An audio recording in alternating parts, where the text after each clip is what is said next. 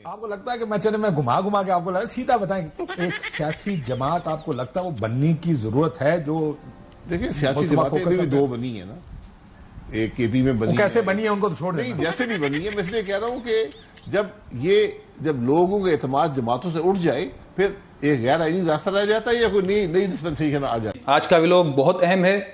काशिफ अब्बासी ने शाहिद खाकान अब्बासी को शो में बुलाकर उनसे एक ही सवाल बार बार पूछा। इस वीडियो के एंड में मुफ्ती इस्माइल एक ऐसा मशवरा शाहिद खाकान अब्बासी को देंगे जिससे पाकिस्तान को गुर्बत से निकाला जा सकेगा। तो बस अब मैं क्या कहूँ, या तो आपकी हंसी छूट जाएगी या आप अपना सर दीवार में मारकर फोड़ लेंगे, ठीक है ना? Am I right in saying कि इस वक्त कोई चीज ठीक नहीं है इस मुल्क में? अगर कोई ठीक है तो पाकिस्तान क्रिकेट टीम नेपाल के खिलाफ ठीक खेल रही है। इसके अलावा आप जिस जगह नजर डालें वहां पे बहरान है, समझ नहीं आ रही करना क्या? Is that a fair picture? किसी को परवाह है? और परवाह भी किसी को नहीं। असल बात ये है, और ये बहरान आज के नहीं हमेशा से नजर आ रहे हैं। हमने उनको खराब से खराबतर होते देखा है और खराब होने दिया है। ये बदकिस्मती है और कुछ सीखा नहीं है माजी से। तो आज बहुत मुश्किल हालात है मुल्क में और ये किसी एक जमात एक लीडर की बस की बात है। ये चलेगा कब तक? This is descent into chaos. We are descending into chaos almost. नहीं चल सकता। बड़ी वाज़ेह बात है। आप बोरोड टाइम पे हैं, वक्त भी उधार है हमारा, वक्ती बहरान भी उधार के वक्त पे गुजारा कर रहे हैं हम। ये इम्प्लोजन की बात को अगर समझेंगे नहीं तो मामला खराब है। हम इम्प्लोजन की तरफ जा रहे हैं, टोटल इम्प्लोजन है। कुछ काम नहीं कर रहा। इम्प्लोजन इस तरह होता है ना जी। आपने जो जिक्र किया है ये इम्प्लोजन की निशानी है ना। अदालत की कोई नहीं सुन रहा, पार्लियामान की कोई नहीं सुन रहा, कानून की कोई परवाह नहीं है, कोई पता नहीं है इलेक्शन होंगे नहीं होंगे, ये सब मईशत की कोई परवाह नहीं, डॉलर का पता कोई नहीं चल रहा किधर रुक रहा है। बिजली के हालात, मुल्क के हालात देख लें आप, इकोनॉमिक ग्रोथ देख लें, महंगाई देख लें, हर किस्म का बहरान मुल्क के अंदर है। मैं आता हूं इसके ऊपर। आप लोग को पार्टी बना रहे हैं? पार्टी 168 पार्टी है पाकिस्तान में, और 169 हो जाएगी तो किसी को क्या फर्क पड़ जाएगा? मैं ये कह रहा हूं ना, 168 बहुत काफी है। देखिए जब ऐसा सियासी जमूद हो जाए ना, जहां हर जमात इक़्तिदार में रही है, हर जमात, हर पॉलिटिकल लीडर अवाम के सामने रहा है, इक़्तिदार में रहा है और कुछ कर नहीं सके, तो फिर लोग एक गैर आईनी जो तरीका है उसकी तरफ उसको कबूल कर लेते हैं। ये सबसे बड़ी बदनसीबी होती है। मुझे लगता है जब सियासतदानों से एतमाद हट जाए तो फिर लोग उस तरफ देखना शुरू कर देते हैं। मुझे तो माजी में हुआ है। भाई साहब, आपको लगता है कि इस वक्त वो वक्त है, ये हालात हैं कि वो कबूल हो जाएगा? नहीं, वक्त और हालात कभी भी नहीं होने चाहिए, लेकिन मैं ये कह रहा हूं कि आज सियासी जमातों की जगह अगर उनका फेलियर इतना बड़ा है, सबको मौका मिल चुका है, कोई कुछ नहीं कर सका, मामला को दुरुस्त नहीं कर सके, कुछ सोच नहीं दे सके, तो फिर एक गैर आईनी जो रास्ता है उस पर लोग चल पड़ते हैं। उसके खिलाफ कोई लोग चल पड़ते हैं जी, लोग मतलब उसको लोग कबूल कर लेते हैं, कबूल कर लेते हैं। इन्होंने आपको कायल कर लिया है वैसे अभी तक एक पार्टी बनाने के लिए? नहीं, मुस्तफा साहब की अपनी सोच है। और देखिए इसमें एक हकीकत है कि जब आज हर सियासी जमात इक़्तिदार में रही है, कल अवाम को क्या जाके कहेंगे हम, क्या क्या बताएंगे? वो मरीम नवाज आकर कहेंगे मियां साहब आएंगे तो सब ठीक हो जाएगा। नहीं, हम ये बताएंगे हमें इमरान खान ने जेल डाल दिया, इमरान खान ये बताएगा इन्होंने मुझे जेल डाल दिया। लोग इसमें इंटरेस्टेड नहीं है, वो अपने मसाइल का हल चाहते हैं, वो अपनी तकलीफात का हल चाहते हैं। आपको लगता है कि मैं घुमा घुमा के आपको लगा सीधा बताएं, एक सियासी जमात आपको लगता है वो बनने की जरूरत है? जो देखिए सियासी जमातें भी दो बनी है, एक केपी में बनी, कैसे बनी है उनको तो छोड़ नहीं, जैसे भी बनी है। मैं इसलिए कह रहा हूं कि जब लोगों का एतमाद जमातों से उठ जाए फिर एक गैर आईनी रास्ता रह जाता है या कोई नई डिस्पेंसेशन आ जाती है। उस डिस्पेंसेशन की मुझे तारीफ पता जी। अगर कोई ऐसे लोग सामने आए जो क्रेडिबल हों, जो अवाम उनको कबूल कर लें, जो ये मैसेज दे सकें कि हम रिफॉर्म कर देंगे, हम हालात को दुरुस्त कर देंगे, यकीनन लोग उस तरफ देखेंगे। आप हैं वो जो ये पैगाम दे सकते हैं? नहीं, मेरा कोई ये इसका दावा नहीं है, लेकिन ये वक्त के साथ ये बातें बदल जाती हैं, लोग कबूल कर लेते हैं ऐसे मामला को। सो आज आपने फैसला नहीं किया, लेकिन अगर कोई पार्टी बनी तो आप सोच सकते हो उस तरफ जाने का? नहीं, पार्टी देखें, पार्टियां हर रोज नहीं बनती। पार्टी बनने का एक माहौल होता है, एक वजह होती है। वो माहौल है ना, जैसे आप कह रहे हैं माहौल तो है ना। वो एक फेलियर है। अगर सियासी जमातें आज भी अपनी सिमत दुरुस्त कर लें, एक रास्ते का तयन कर लें, तो उनकी अवाम, उनकी दिल में उनकी जगह बन सकती है। लेकिन मुझे होता नजर नहीं आता है। तफरीक इतनी बढ़ गई है, सियासत दुश्मनी में तब्दील हो गई है, सियासत गाली गलौज का नाम है। आज आप सारी सियासी जमातों को ले लें, हर एक के रोज बयान आते हैं, कोई भी अवाम की तकलीफ की बात नहीं करता। ठीक कहते जी ये किया उसने किया, वो कहते उसने ये कर दिया। ये असल मसला है। इसी मसले को हल करना, असल मसले को तो हल करना है जो सड़कों पे हो रहा है। अगर हमने अब उस पर तवज्जो न दी, अब भी बहुत लेट हो गया है। मैं आज किसी को ये कह रहा था, मिफ्ता साहब से मैं सवाल पूछूं, उनका न्याय जमात बनाने पर क्या व्यू है इनका? शायद साहब तो मिली जुली बात कर रहे हैं, हाँ भी कर रहे हैं, ना भी कर रहे हैं। मुस्तफा नवाज खोखर कहते हैं कि नई जमात बननी चाहिए और एक नए एजेंडे और प्रोग्राम के साथ आना चाहिए। जगह है, एक जगह क्रिएट होगी एक नई जमात, ये कई नई जमातों के लिए जो नई सोच लेकर आए, ठीक, जो हकीकतन मामले को हल करना चाहें। बिल्कुल ठीक है। लेकिन मैं आज एक बात कर रहा था किसी से, ये जो बहस हो रही थी, उन्होंने कहा जनाब कौन सी जमात मसला हल कर सकती? मैं कहा जमात अब तहरीक इंसाफ भी आ जाए हुकूमत में, मसले हल नहीं हो सकते, लेकिन लोगों को क्लोजर चाहिए। लोग अपनी मसाइल के लिए किसी के ऊपर इल्जाम रखना चाहते हैं।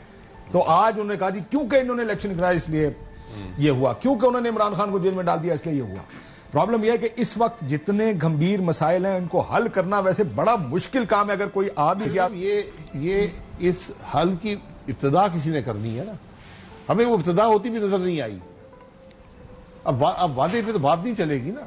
हर एक इक़्तिदार में रहा है, क्या इब्तिदा की है, उन मामलात को हल करने की इब्तिदा की है। वो अभी मैं आज ही मरियम नवाज साहिबा का बयान सुन रहा था, मियां साहब आएंगे सब ठीक हो जाएगा। मतलब लेकिन पूछो सियासी जमात की जगह है, सबसे पहले ये बताएं, क्योंकि मैंने सुना आप लोग पॉलिटिकल पार्टी बनाने का सोच रहे हैं। ताज भाई, थॉट पहले ये क्राइसिस के ऊपर जाने से पहले, क्राइसिस तो एक चीज सब अग्री कर रहे हैं, जैसे मैंने शुरू में कहा हर किस्म का क्राइसिस है इस मुल्क में। वो क्राइसिस में मैं आता हूं कि ये क्यों ऐसे यहां तक पहुंचे हम, लेकिन आपको वो लगता है कि सियासी जमात की जगह है मिफ्ता साहब, क्या बनाना चाहिए आप लोगों को? बहुत शुक्रिया। देखिए मेरे तो दो लीडर हैं जो आपके साथ बैठे हुए हैं। अब वो तीन ही कर ले, अब तीन ही कर ले यार, मुझे भी डाल दे बीच में, क्या हो गया?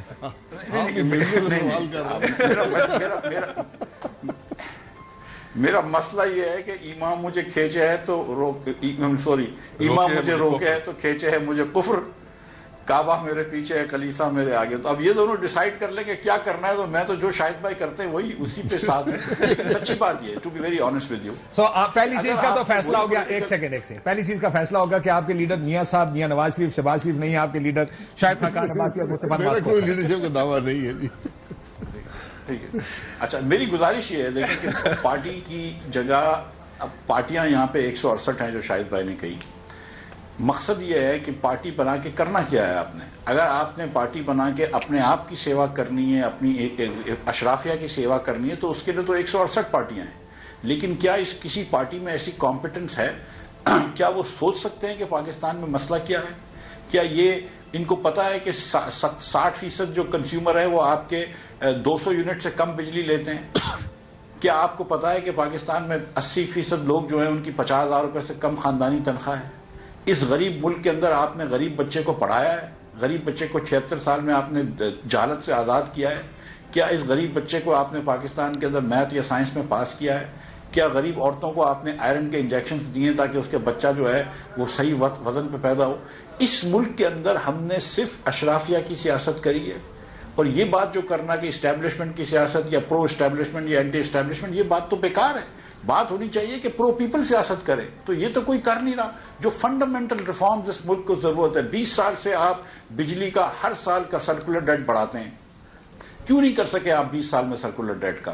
20 साल से आपको पता है कि आपकी डिस्ट्रीब्यूशन कंपनीज नुकसान करती हैं, आप एक की निष्कारी क्यों नहीं कर सकते? लेकिन वो आप ही ने, एयरलाइन नुकसान साहब आप ही ने 12 रुपए यूनिट कर ली थी ना बिजली, आप आए भी। मैं अब भी समझता हूं जी, मैं अब भी आपको समझता हूं, और ये शायद भाई पता है, जो गवाह है इस बात के, कि मैं कह रहा था गैस महंगी कर दो, हर पाकिस्तान की जगह पे, सिंध बलोचिस्तान हर जगह महंगी कर दो, बशमूल मेरी फैक्ट्रियों।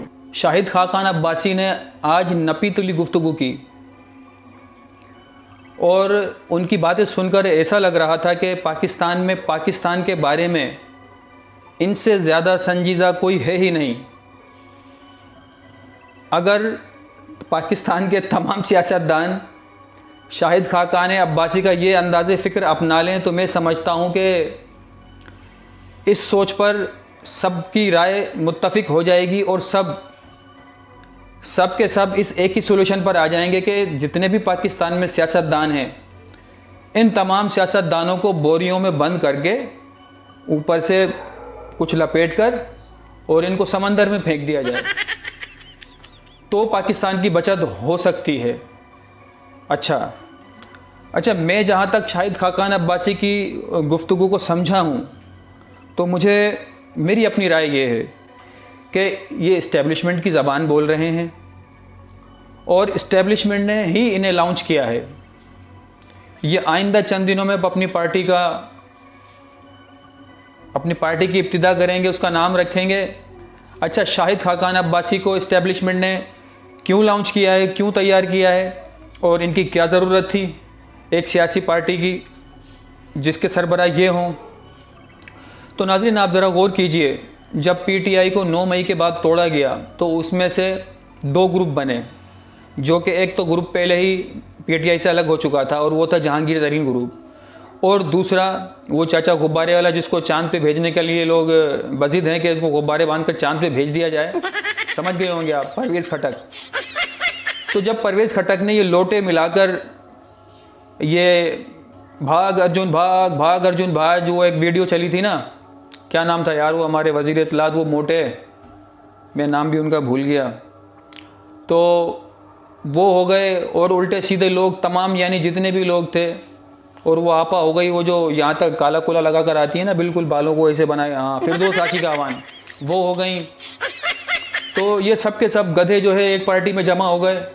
अच्छा, जब इन्होंने ऐलान किया अपनी पार्टी का और बताया गया कि इसके सरबराह जो हैं ये हैं बाबा गुब्बारे वाले, चांद पे जाने वाले, शायद अपना परवेज़ खटक, तो उसके बाद जो आवाम ने इनकी क्लास सोशल मीडिया पे ली है और जो इनकी दुर्गत बनाई है, तो इस्टेब्लिशमेंट भी ये समझ गई कि यार ये हमने पार्टी बनाई है, उसके मुकाबले में पीटीआई के मुकाबले में इसका तो बुरा हाल कर दिया है आवाम ने।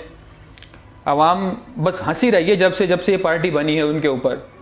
तो अब इस्टेब्लिशमेंट ने सोचा होगा कि अब कुछ संजीदगी दिखाई जाए, कोई ऐसा शख्स लाया जाए कि पहले वो संजीदा बातें करे और ऐसी बातें करें जिससे वो आवाम के दिल में एक मकाम बना ले, अपना एक घर कर ले। जिस तरीके की बातें शाहिद खाकान अब्बासी आज कर रहे हैं, उनसे यही मालूम हो रहा है कि ये बहुत ही सोच समझ कर गुफ्तगू कर रहे हैं और बिल्कुल ऐसे बात कर रहे हैं जैसे कोई लियाकत अली खान की रूह इनके अंदर आ गई हो कि अब पाकिस्तान के बारे में कोई सोच नहीं रहा है, कोई दुरुस्त सोच नहीं रहा है, कोई सोल्यूशन के बारे में जा नहीं रहा है। अगर भाई, अगर तुम इतने संजीदा थे तो पाकिस्तान के लिए पहले कुछ किया क्यों नहीं? चलो, देर आए दुरुस्त आए, बहुत अच्छी बात है। जैसी बातें शाहिद खाकान अब्बासी ने की हैं और जिस तरीके की संजीदगी का मुजाहिरा वो कर रहे हैं, मेरी तो दुआ है कि ये अपनी पार्टी जब बना लें तो उसके बाद इनका मंशूर भी इतना ही मुदब्बिराना हो। अच्छा, मुफ्ता इस्माइल ने जो बात की एंड में, नाज़रीन क्या सलूशन दिया है कि बिजली महंगी कर दो, नहीं सॉरी, गैस महंगी कर दो। जब गैस महंगी कर देंगे तो पाकिस्तान के हालात बेहतर हो जाएंगे, डॉलर जमा होने लग जाएंगे, है ना। तो ये था मेरी, जहाँ तक तो मेरा लुब्बे लुबाब पूरी वीडियो का ये है कि शाहिद खाकान अब्बासी को इस्टेब्लिशमेंट ने लॉन्च किया है। ओके, याद रखना। मिलते हैं नेक्स्ट वीडियो में। अच्छा नाज़रीन, वीडियो को यार लाइक तो कर लिया करो, अगर आप लाइक करेंगे तो हमें इससे मोटिवेशन मिलती है, ठीक है ना। हमें आपकी राय की अशद ज़रूरत होती है। अगर आप कमेंट नहीं कर पा रहे हैं तो एक लाइक ही कर दीजिए, ठीक है ना।